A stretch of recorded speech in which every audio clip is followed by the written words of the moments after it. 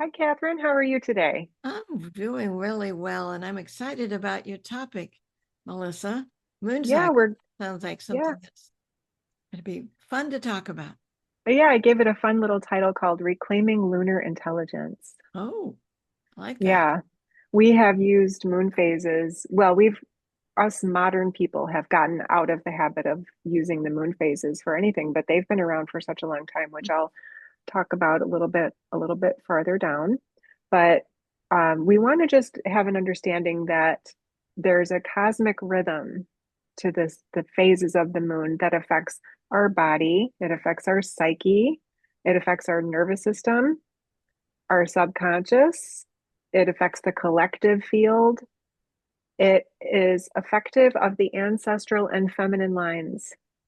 I found that to be really interesting when I dug a little bit deeper in here. I mean, I've always associated the moon with the feminine, but the ancestral lines are attached to this moon energy. And then, of course, it has to do with ritual, intention, and absolutely hypnosis. Okay, Absolutely. perfect. Yeah. So when we look at the moon phases from a consciousness cycle, we can apply different types of hypnosis to the different phases of the moon. So it's pretty interesting when we have, I'm actually going to do a share screen and show everybody really quickly what the different phases are. I think that would be probably best. So let me just pop in here really quick and share this so we can see. Most people know about the full moon, and most people know about the new moon, which is on either side of this Right. chart. But most people are not paying too much attention to the last quarter and the first quarter. And you can just see that the light side of the moon is just on the opposite side. Mm, Um, and then we have a waxing gibbous and a waning gibbous. And so all of those different phases have different energy associated with it. And if you like to follow the moon and you can pay attention, I just changed the background on my phone and it tells me right on my screen now what phase we're in.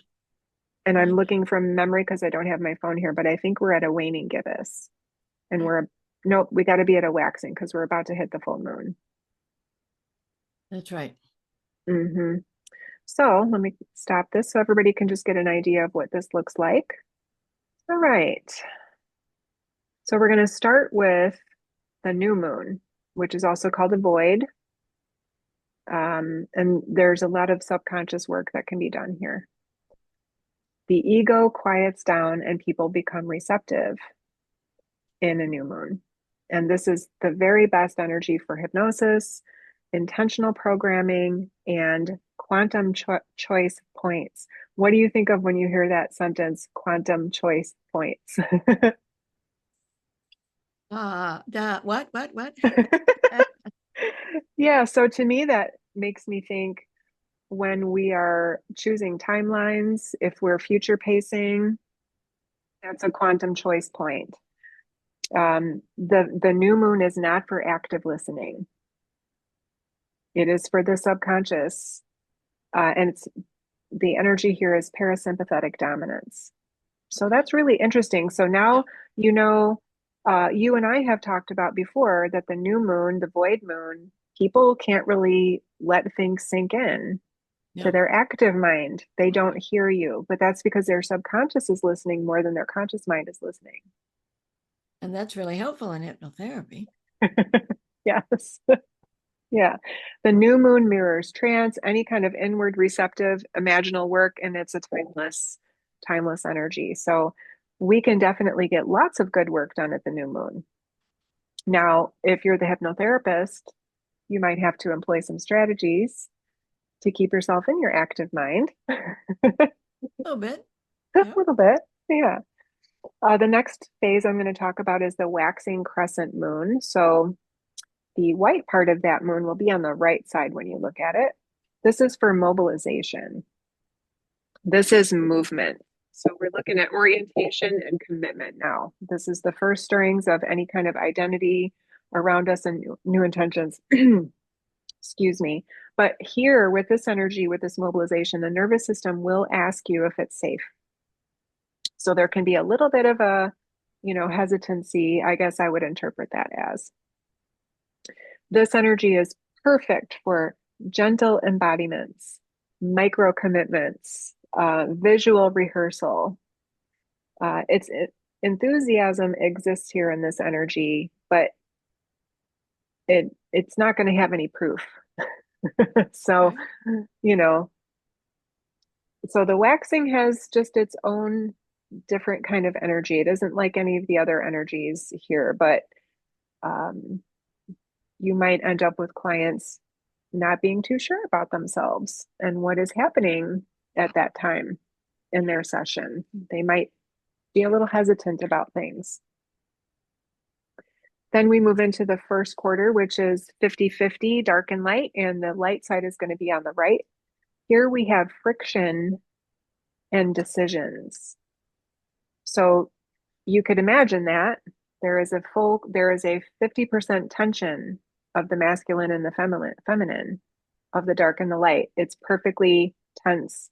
Um, and it represents patterns and old beliefs. There can be some inner conflict with the new moon, first quarter moon, and there can be evidence of growth. So whatever side you land on. So that's just kind of where I automatically got visuals with this, that we're having a little bit of a tug of war. A good, the shadow often emerges here. Isn't that interesting? That is. Um, the hypnosis that would be really good to do here would be parts work, resistance reframing, and renegotiation with subconscious.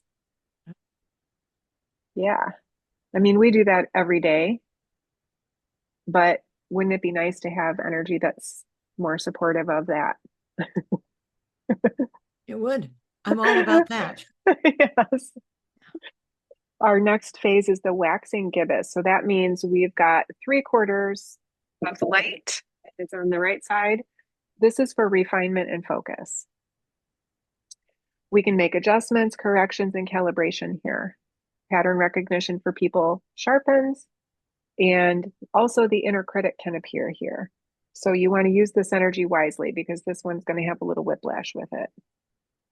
And you want to have discernment instead of perfectionism, because that inner critic is going to come forward. So this is another mobilizing energy, this waxing gibbous.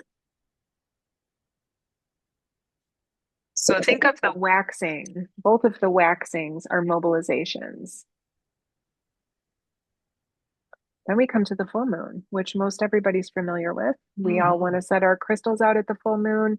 We know how much this affects people's emotions, and it's very bright. Things are not in shadows. With the full moon, we can see Yeah. Brings we've got, things to light. it Yes. does bring things to light. Yes. So this one is about illumination and amplification. The conscious and the unconscious collide together here. Emotions will peak. Oh, yes, they will. The truth becomes visible. Wounds don't cause emotion, they reveal what's already present. Mhm. And I think I would say that they allow the suppression of whatever holds that back. So for hypnosis for full moons, group work is really great in a full moon, especially if you want to have interaction amongst the people in your group. Emotional release is great for a full moon. Ceremony is good for full moon. We have sympathetic arousal though with the full moon. So this one has a bit more tension.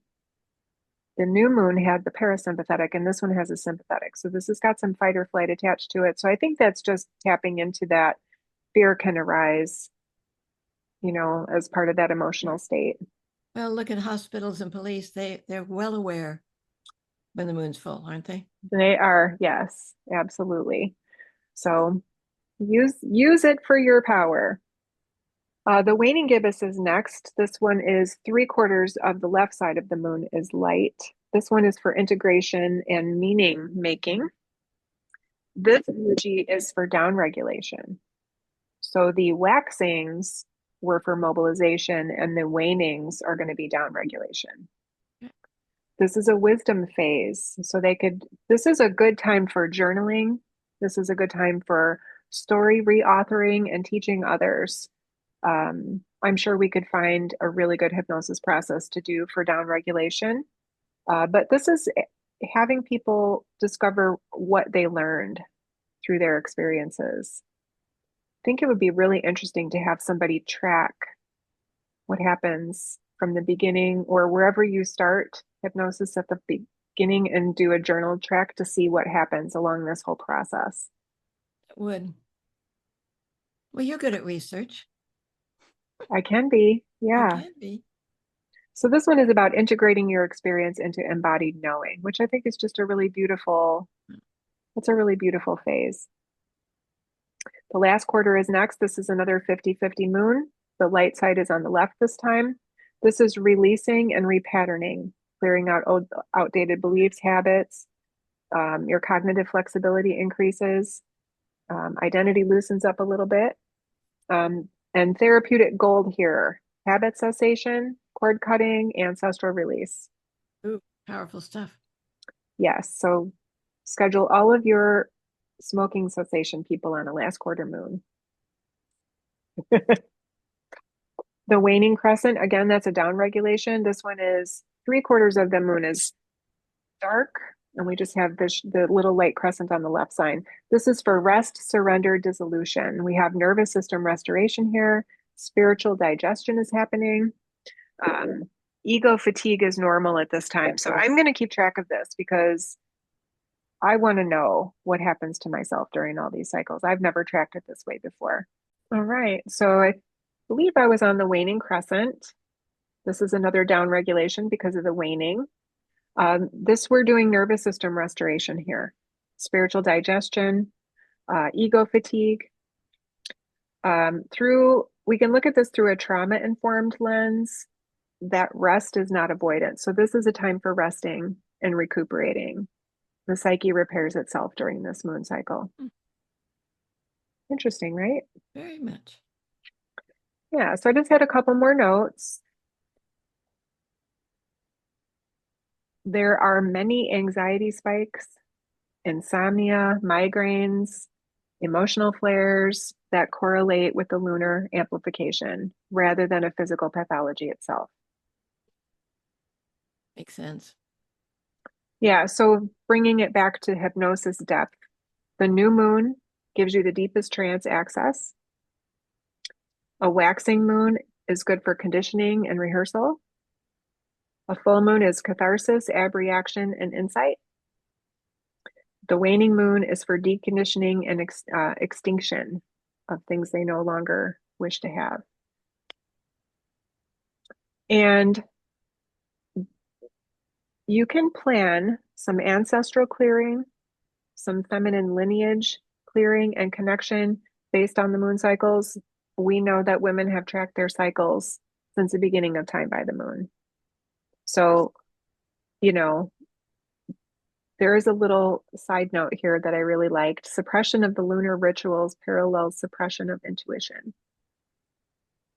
And no one wants that. No one wants that. So let's bring it back. Yes. So Yes. let's try this. One intention practice for the new moon, a release ritual for the waning moon, a grounding practice for the full moon. And then ask yourself a question. What's ready to be seen? What no longer needs my energy? And I added, anytime you do any of these, it might be a nice idea to pull a tarot card or an oracle card to connect with whatever energy it is you're trying to shift here. So I just gave a lot of information to you, Katherine. What do you think? Well, it's a lot. It is a lot. So my question for you, have you been using the moon cycles with your clients? I have not on purpose, but I am aware of the moon cycles, the full moon and the new moon. I do utilize those more than I have any others. I do know, I've always known that the full moon is time to let go of things. So when I have clients that I've not purposely scheduled them on those days, but my calendar does have the moon phases at the bottom. So it Okay. wouldn't be that hard for me. So this is a good experiment for me to run, I think. I think it'd be fascinating for you to experiment with that and come back with details about how it played out in the actual office with clients. Hmm. Because I'm thinking people are so busy that on the calendar it might say, oh, this would be a good time to schedule you for what you want to come in for. And that doesn't match their calendar. So it could be a little, maybe a little tricky to, and maybe not. It could be, or you modify your hypnosis process based on what is going on. There we go. And then if you have people who don't, like smoking cessation, sometimes on my schedules, they have to wait a couple weeks. Mm-hmm. So it would be advantageous to try to schedule them at a particular Right. day, if that's at all possible. Why not? Everybody could use a little extra advantage, couldn't they? They could. And I know you have been aware of the new moon and the full moon for such a long time. How does it affect how you practice and how you use it? I really use the sun and moon sign for the client more often than I use the full moon and the new moon. I use it a lot in my personal life, but less so with clients because I'm focused on personalizing their session with their sun and moon and with their progress moon, and then Okay. with the life path. So those are the elements. And by the time I do all of those elements in a session, I'm pretty much used up and don't want to bring in the moon phases on top of that. But I can see where this would be really helpful. I'm thinking about, so this could totally be a class Yes. in the future, different processes for these different phases. And I could totally see that. So I'm going to have to do some absolute investigation. Oh, 100%. And it'd be fun for those of the people listening to the podcast. Reach out and let us know how intrigued you are and how Yeah. helpful you would find this in your practice while Melissa does her research. Yes. And if Yeah. I need some guinea pigs, maybe I can find some. Oh, don't we? I like the word guinea pig personally, but don't we like to call those people subjects? We like to call them subjects. Well, Yes. we like to call them guinea pigs, but don't really want to do that. Oh, that's too funny. Yeah. Yeah. Yeah. So there you have the crash course and the phases. Um, I found my research to be quite illuminating. I can see where it would be. I'm all about details. I mean, I'm a Virgo, so everybody cringes when I say this next part, but I say it anyway. I used to be a bookkeeper because I like details and nice, neat columns of numbers, and so I can see where, at a different phase of my career, I would have been all over this, saying, "Oh, let's do some research on that." Hmm. But we'll leave that Yeah. to you. All right. It sounds like a plan. It does. I'll have to pay more attention to my calendar. Yeah, do that because I want to hear phase two. That's what's the research results that you get? Let's do that. Tell. Okay. Well, we have a full moon either tomorrow or the next day. So I won't be trying to tackle putting a new class together at the full moon. So I'll have to start right after that Mm-hmm. when we get to the mobilization phase. There we go. And this really explains a lot of sometimes, and I know it's not just me, but sometimes don't you find that you have a project in mind and you want to take action and you can't, you just cannot get it started for whatever reason. And then you wake up one morning and this is my experience. I wake up in the morning and I think, time to do it. Boom. And it just gets Yes. done in no time. Yes. And I can see now where I always credit that to the the Aries. When the Mm, moon's in Aries, then I'm all about getting things done. But now hmm. I'm seeing that the phase of the moon is also influencing me. Yeah. And I'm always noticing the one that makes me a little tired. And I never appreciate that feeling Yeah. because I'm just a doer. But with that phase, that's like, okay, you need to relax and let your psyche repair. This is not a day for action. This is for chilling. And that helps me feel better to Yeah. know that. Yeah.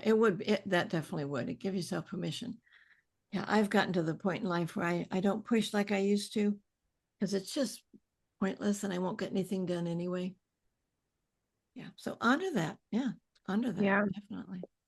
So I'm going to be mindful, a little bit more mindful of this energy, and I'll keep you all posted. Absolutely. I want to hear phase two. Well, thanks for sharing all that with us today. Yeah, that was fun. That was very interesting.